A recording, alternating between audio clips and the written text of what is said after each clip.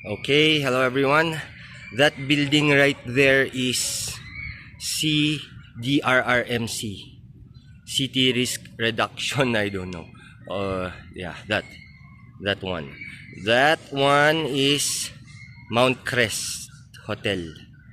So that building right there with a little bit of a tower, that's Baguio City Hall. That also is St. Vincent Church. That one. So this one will be the new UC, University of the Cordilleras building that they're making. So that is Nagilian Road. Nagilian Road. There. It's Nagilian Road. This is City Camp Lagoon.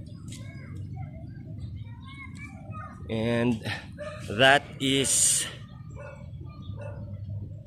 Dominican Mirador there up.